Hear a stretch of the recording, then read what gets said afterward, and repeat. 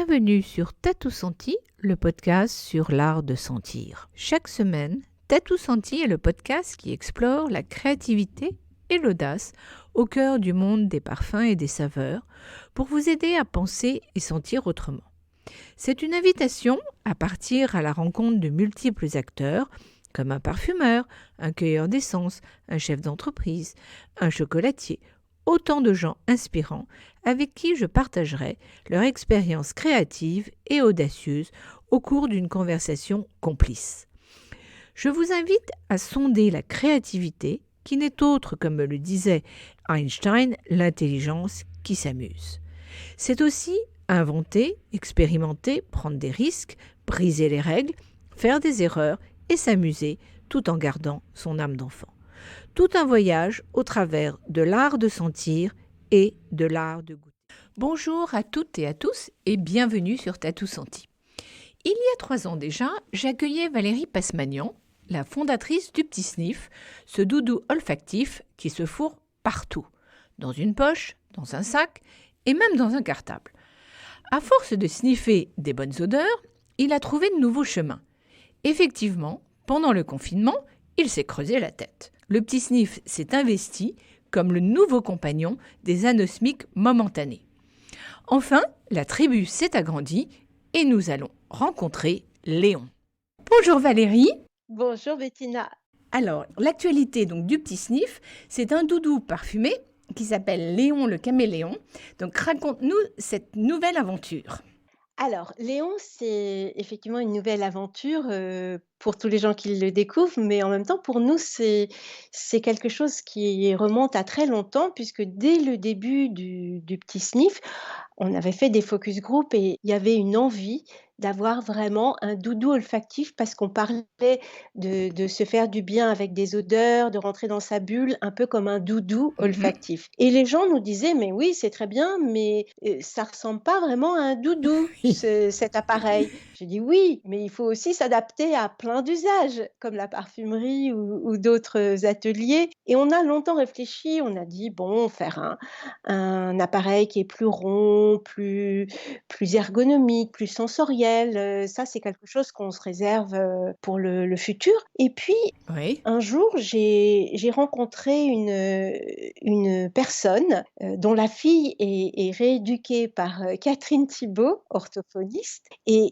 Catherine Thibault utilise le Petit Sniff. D'accord. Et pour rééduquer ses patients, en discutant avec elle, je lui parlais de cette histoire de doudou. Elle me dit: «Ah, mais la maman de ma petite patiente, elle crée des doudous».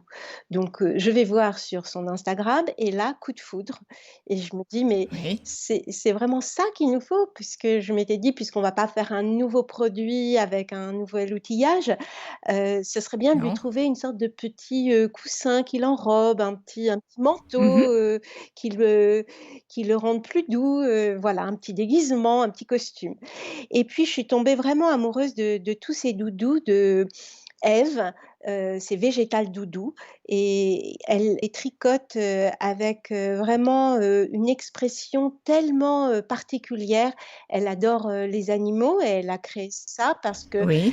avec, ses enfants et les enfants autour d'elle, elle en avait un petit peu assez des ours, des lapins, enfin des animaux classiques. Oui, oui, toujours un peu les mêmes animaux. Exactement. Donc elle s'est intéressée aux animaux, c'est une personne qui a vraiment de l'or au bout des doigts, qui sait tout faire et elle leur crée des expressions assez, Unique et personnel, hein. vraiment humaines quoi, uniques et personnelles.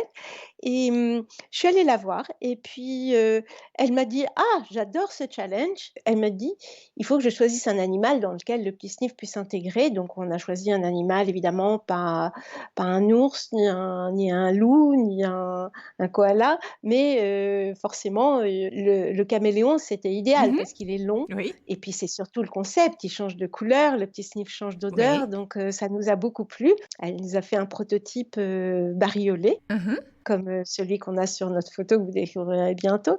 Et voilà, elle a trouvé une astuce pour, insérer le petit sniff sans crochet, sans fermeture, sans bouton, sans scratch, sans rien.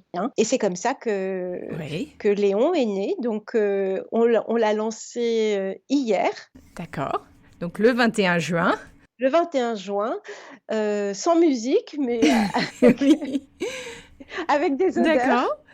Et il est fait main, ce petit Léon? Alors Léon est fait main, il est en fibres végétales recyclées qui viennent du nord de la France. Il est entièrement, tricoté presque d'une seule pièce. Il y a aucun élément rapporté, Oui, il est vraiment, c'est un animal responsable, je dirais. d'accord. Un animal végétal responsable.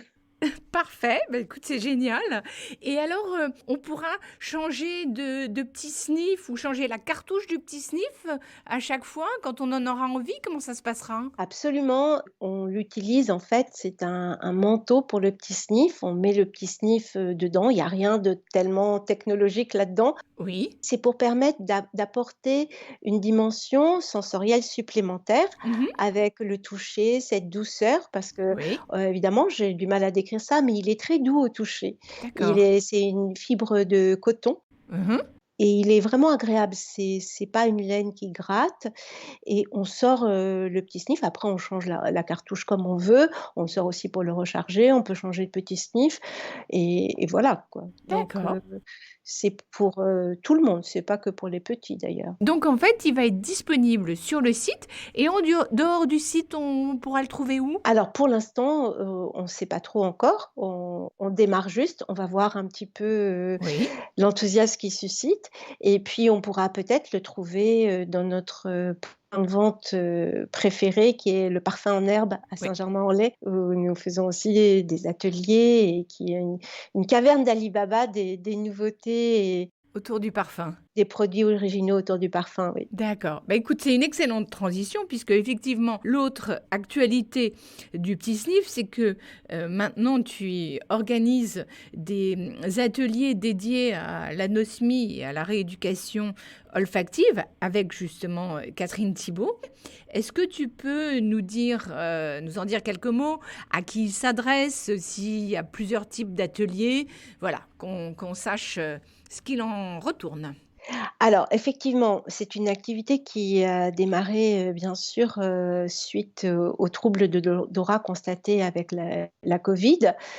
En fait, Mhm. dans mon entourage, pas mal de personnes, étaient un petit peu désemparées avec cette perte d'odorat et puis elles me demandaient avec le petit Oui. sniff, elles me disaient: «Mais qu'est-ce que je peux faire?» Donc je leur ai passé des petits sniffs avec certaines senteurs et puis je me suis intéressée à la question, bien sûr. J'ai longtemps, Mhm. regardé, scruté un peu ce que les ORL disaient, les associations et j'ai vu que les scientifiques avaient déterminé certaines odeurs plutôt que d'autres en raison de leur famille olfactive diversifiée qui couvrait le Mhm. champ de perception olfactive le plus large. Donc je me suis dit: «Bah, je vais essayer avec le petit sniff» et c'est comme ça que je l'ai utilisé pour, enfin je l'ai proposé à mon entourage proche et au vu de cette amplification du phénomène de perte d'odorat, j'ai discuté avec Catherine Thibault et nous avons décidé aussi de mettre en place un atelier pour aider les thérapeutes à prendre en charge les patients qui présentent des troubles de l'odorat. Puisque après avoir D'accord. été voir des ORL et d'autres médecins, en fait, eux étaient submergés bien sûr par les patients atteints du Covid, mais ils n'avaient pas le temps, Mhm. ni peut-être, la spécialité, L'envie? l'envie, je pense qu'elle leur aurait pas manqué, mais après on ils allaient au plus Oui. urgent et puis, c'est pas non plus leur, spécialité donc Heu, voilà, je leur ai laissé quelques kits. J'ai dit: «Ben voilà, si vous voulez, Non, tout à fait. le proposer à vos patients, ils peuvent l'utiliser». Mais j'ai senti que ça marcherait pas comme ça. Donc j'ai entendu que les orthophonistes qui ont beaucoup patients adressés par les ORL s'étaient mises en charge de rééduquer l'odorat. Elles aussi avaient besoin de directives et d'informations.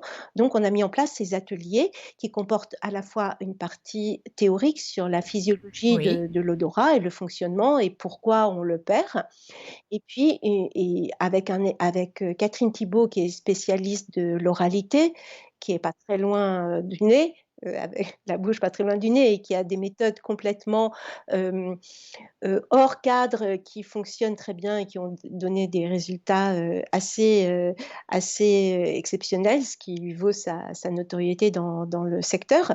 Elle a apporté son éclairage justement par rapport aux prises en charge, par rapport aux enfants, par rapport aux troubles qu'elle rencontre dans Oui. les consultations orthophoniques et hem Mmh.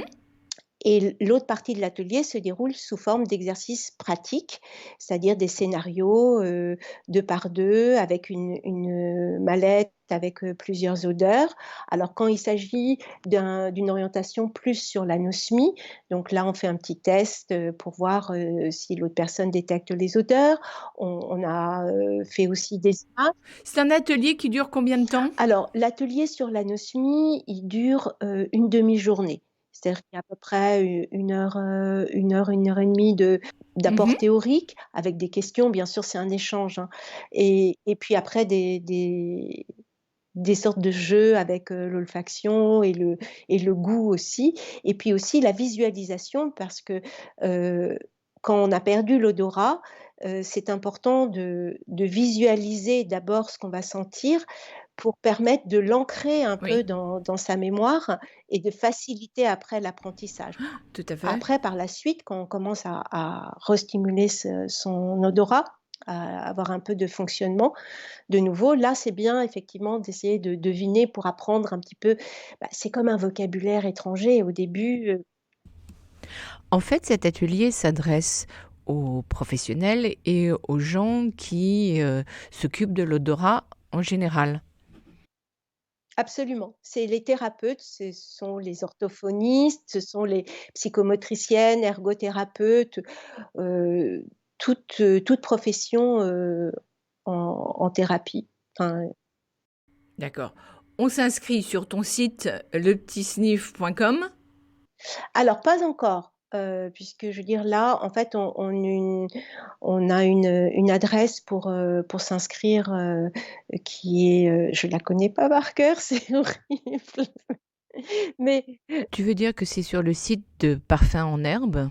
c'est sur le site de Catherine Thibault, puisque c'est elle Ah! qui prend en charge la formation. Donc D'accord. c'est pour ça qu'on ne peut pas s'inscrire, sur notre site à nous, Oui, puisqu'il s'agit, là d'une formation destinée aux professionnels.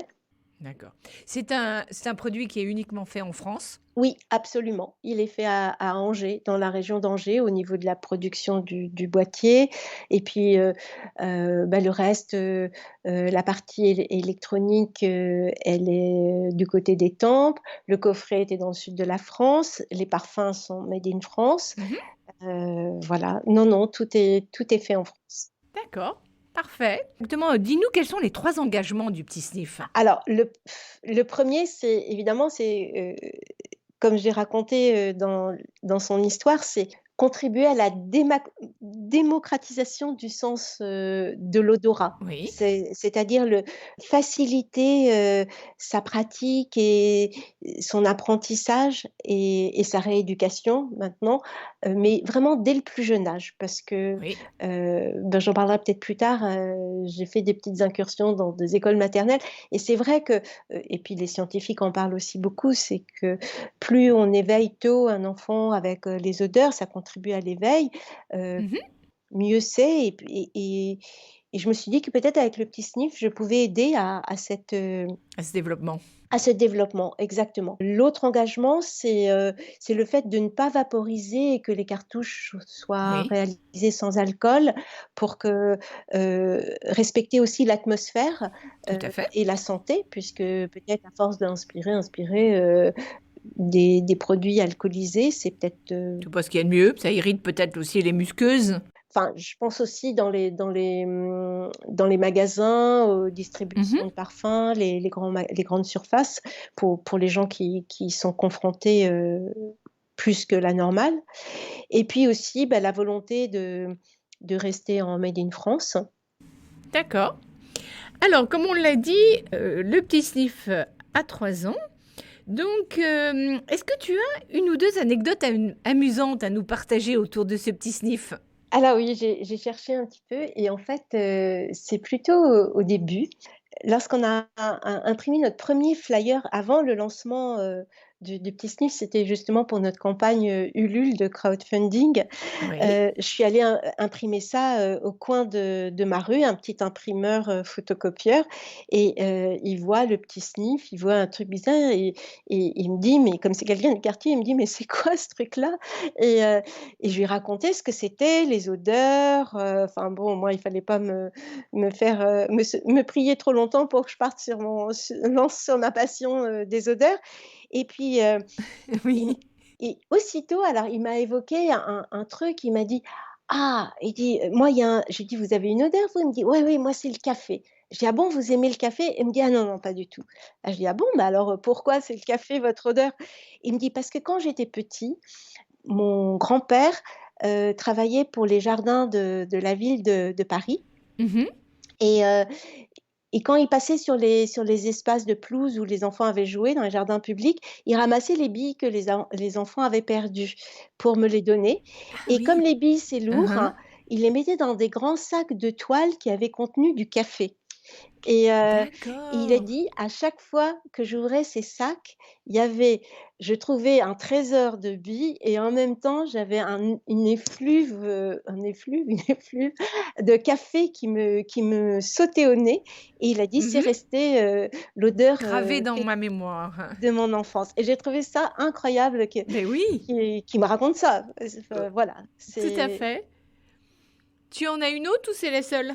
non, c'est la seule, oui, c'est la seule. Non, c'est pas c'est déjà bien.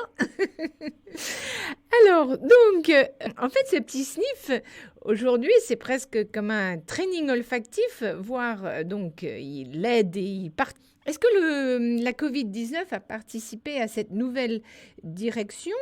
Alors plutôt d'une autre façon, avant bien sûr, parce que je trouve que les ateliers olfactifs, c'est assez fabuleux. Enfin, il y a pas beaucoup de mots pour décrire ça, mais puisque je fais partie du CEW et j'anime des ateliers olfactifs à l'hôpital, à titre, bénévole pour les personnes qui sont en traitement, chimio, qui ont des traumatismes, ou des dégénérescences et je vois le bien que fait de partager des expériences autour de l'odeur. Donc Mmh. mais malheureusement, c'est la Covid qui a mis en valeur, en exergue ce sens en fait qu'on Tout à fait, dont on a réalisé qu'il existait, quand on l'a perdu. Parce qu'en fait, on ne se rend pas compte. complètement. Parce qu'on sent comme on Mmh. respire, puis tout d'un coup, on réalise comme qu'on a perdu l'odorat que les choses avaient, ou les personnes avaient une odeur autour de nous et c'est Tout à fait et puis en plus, surtout c'est que, oui, on a tout d'un coup le fait de plus l'avoir, on a réalisé son importance, à moins d'y avoir été, éveillé jeune. Oui, on se rend compte qu'il y a beaucoup de gens qui ne mesuraient pas ce que ça voulait dire. exactement et comme Donc ça, c'est la chose positive de cette pandémie.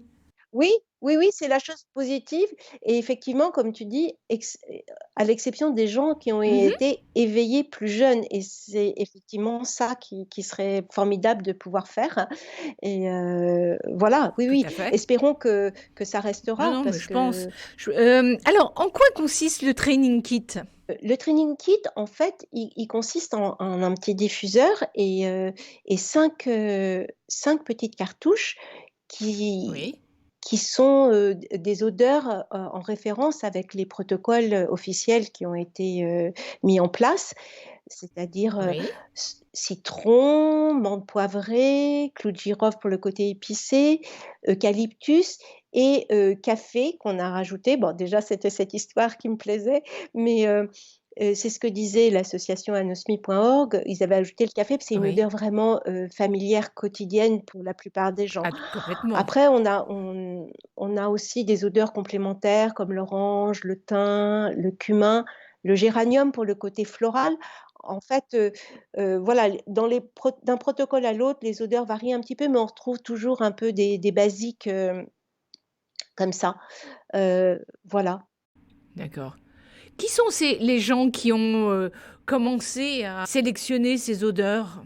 Alors, je sais qu'il y a Il y a des ORL, il y a un ORL qui est à Suresnes, il y a Jérôme Le Chien qui est assez médiatisé, il y a anosmi.org qui a Irak travaillé Gurden. avec Irak Gurden et Thomas Hummel, et aussi Claire Martin.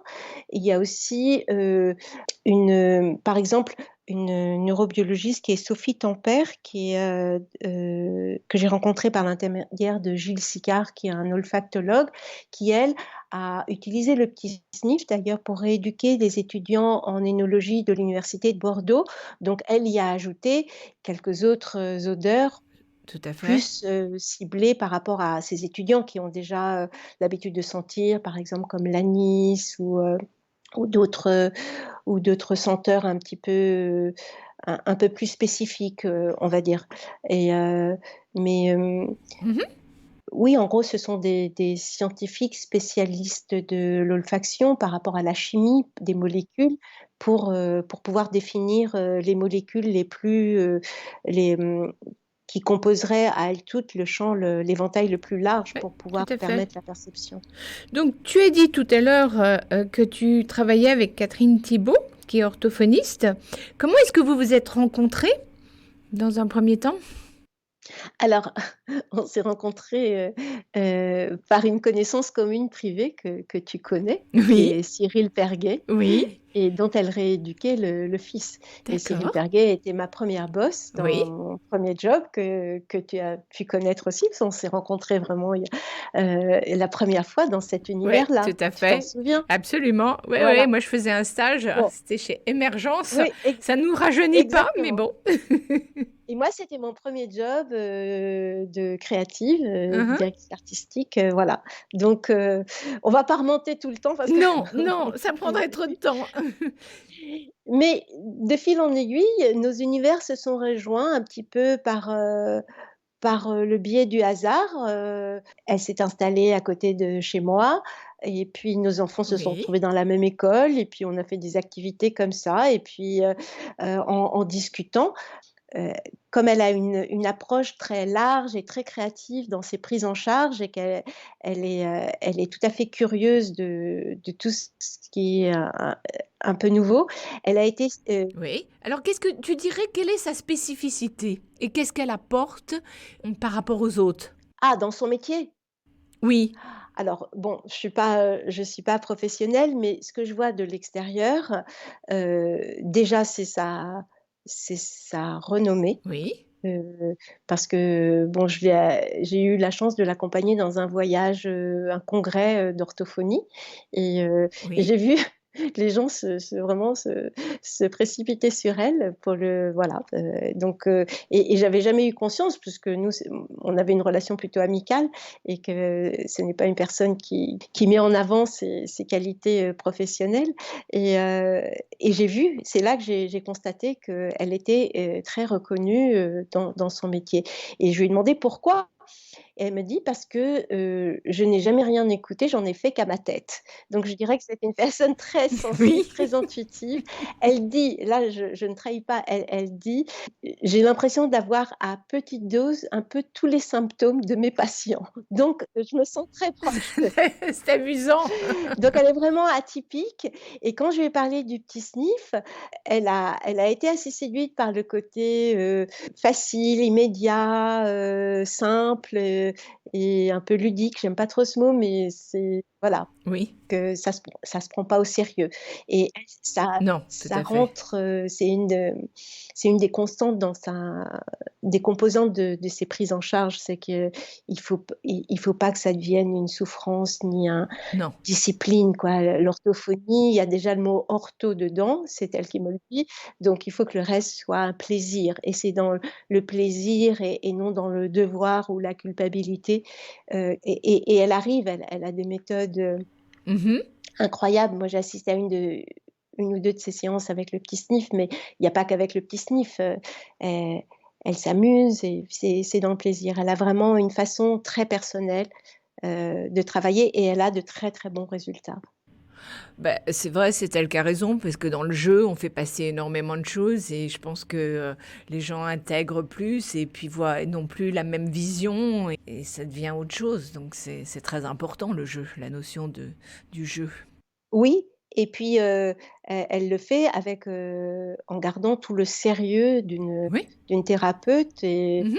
et et c'est ce qui fait, donc sa Oui, reconnaissance. mais l'un n'empêche pas l'autre, hein. Non, absolument pas. Ah ouais, je suis d'accord, je suis complètement d'accord. En fait, raconte-nous comment s'organise votre teamwork. Ben comme je te l'ai dit, en fait, elle utilise depuis le début, elle utilise le petit sniff dans ses prises en charge autour de l'oralité mais aussi dans d'autres, rééducations comme, pour ces patients qui ont Alzheimer ou qui ont des difficultés Mhm. d'élocution ou alors aussi pour les préparer à la séance. Quand elle a des enfants hyperactifs, elle, Oui, elle leur donne un petit sniff au départ et elle me dit que oui, le fait d'actionner le petit sniff et de sentir, ça rétablit, j'utilise ces mots, la ventilation, naso-nasale et oui. ça fait respirer, par le ventre et donc ça décontracte le diaphragme et ça vraiment, ça détend.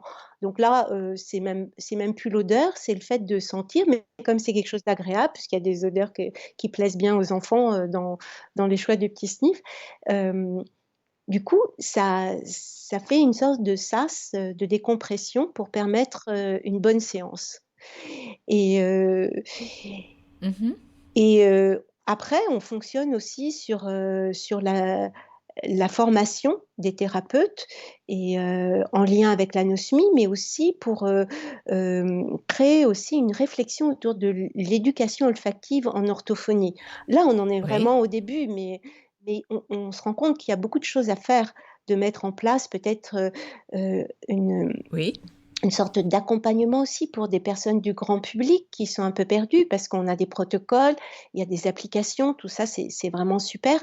Quelquefois, heu, moi je vois quand les gens se réunissent autour d'une table, un atelier olfactif ou qui ont perdu l'odorat, qui se confient à moi, il y a des choses qui sont difficiles à affirmer, Tout enfin à fait. à dire Mhm. parce que c'est de l'ordre de l'intime l'odorat. Donc Absolument. Puis ils sont pas forcément non plus l'autre qui n'a pas perdu ce sens ne mesure pas et ne comprend pas ce que l'autre peut ressentir. exactement et puis on a peut-être honte aussi Oui. de dire certaines choses, de l'ordre de l'intime parce que perdre l'odorat, c'est perdre le goût des aliments, c'est perdre, Mhm. l'odeur des fleurs aussi, mais c'est perdre l'odeur de ses proches, heu Tout à fait. et il peut y avoir des déviances qui sont pénibles.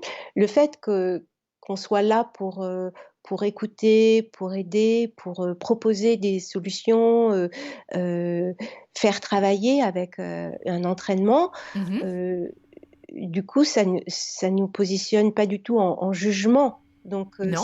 ça fait tomber des barrières Oui. et je pense que c'est important. Alors, c'est vrai que Oui. le Puis je pense que ces gens aussi ont besoin de beaucoup d'écoute, d'être écoutés, d'être entendus, et que ça doit leur faire aussi du bien d'avoir des gens qui sont là pour ça, parce que comme ça les désoriente, je pense que voilà, absolument, ouais. c'est Ça désoriente. de mettre des mots Ouais, alors nous, dessus et on n'est pas des psys. Enfin si, Catherine Thibault est psychologue, mais moi non. Mais, le fait d'utiliser l'odorat comme moyen, comme vecteur, enfin l'odeur, Mhm. même quand on l'a perdue, on s'entraîne à sentir et si Oui, on sent pas, on évoque les odeurs. Donc, c'est oui. l'olfaction est quand même, le vecteur et heu et comme c'est un sens Euh, on a du mal à décrire avec des mots, enfin oui. ben, c'est et qui passe, directement par l'émotion, je pense que Mhm. ça déverrouille des serrures et des blocages parce que comme tu dis très Mhm. justement, bah, quand on perd l'odorat, on perd, sa confiance en soi, on est déprimé, Oui. enfin pas Mhm. systématiquement, mais ça peut Non, ça peut non, non, arriver. non. Non, puis il y a aussi au-delà de sentir c'est son environnement, au-delà de... Ça, c'est primordial, puisque l'olfaction est très liée au goût. Donc, on a moins d'appétit, on a moins de goût aux choses. Il y a aussi cette notion dans l'olfaction de percevoir, de sentir aussi ce qui se passe autour de soi. Dans un domaine un petit peu plus Oui, dans tous les subtil. sens du terme. Non, je pense que ça déroute aussi. Oui, dans tous les sens Pardon? du terme, sentir ce qui se passe autour de soi, oui, oui, on se sent un peu exclu et ça déroute. C'est ce que Oui, disent les oui. gens, peut-être dans un univers professionnel, ben, on a une perte d'assurance. On sait plus. Oui. Oui, je pense qu'on est dérouté. Je dis je pense parce que fort heureusement, je l'ai pas perdu, mais Non, non, non. je veux bien croire que c'est un petit peu enfin c'est très invalidant et c'est un véritable handicap. Oui, et C'est déstabilisant. déstabilisant, oui, tout à fait. Alors, quels sont les objectifs dans cette voie pour le petit sniff? Eh bien, en fait, j'aimerais pouvoir apporter une aide par rapport au développement de l'éducation olfactive, de la rééducation olfactive et dans la praticité. Parce que aujourd'hui, Mhm. il y a beaucoup de façons de rééduquer l'odorat. Enfin, on respire dans des flacons d'huile essentielle ou il y a il y a des feutres dans lesquels qu'on peut ouvrir, mais Mhm. ça c'est plus dans le milieu professionnel. Et je me suis dit que bon, le petit sniff, moi je l'ai pas créé pour ça, mais vu ses caractéristiques, peut-être que ça peut apporter une facilité parce Mhm. qu'on peut emmener dans sa sacoche le petit sniff avec les 4 ou 5 senteurs qu'on va sentir. Les protocoles recommandent de sentir 2 fois par jour, le matin et le soir, Oui. à heure fixe. Euh, et on n'est peut-être pas toujours disposé à pouvoir avoir 5 flacons devant soi ou des épices de son placard ou le pot de café. Donc je me dis que ça donne peut-être un côté nomade et puis facile à Mhm. utiliser. Hop, on le recharge, on l'a peut-être au Oui. bureau le matin ou le soir avant de partir. Voilà, donc pour moi, je vois le petit sniff comme un facilitateur. Oui, ce monde de la parfumerie est tout de même, il ne faut pas l'oublier, un monde assez fermé et que tout le monde n'y a pas accès. Et c'est une autre façon d'arriver à ce monde des odeurs, en tout cas dans un premier temps, sans avoir des choses un peu figées et des endroits un peu ostentatoires où tout de suite on t'embarque dans des choses un peu plus, ouais, peut-être imposante pour certains. Oui, oui, tout à fait. Et j'ai vu avec le petit sniff quand on a eu la chance de faire des collaborations avec avec des marques pour des pop-up Mhm. stores qui exposaient les petits sniffs comme une sorte de bar à senteurs des matières premières de leur parfum. Oui, Et j'ai vu comment les personnes s'amusaient, en oui, fait. Ils sentaient l'un après mhm, l'autre, les enfants et tout, et comme un oui, self-service. Et, et c'est pour ça que j'ai pensé que le petit sniff pouvait vraiment apporter quelque chose au niveau de la rééducation, mais aussi au niveau de l'éducation pour les enfants, parce que euh, ça se manipule facilement, ça se oui, nettoie facilement mhm, avec une petite lingette, voilà, ça laisse pas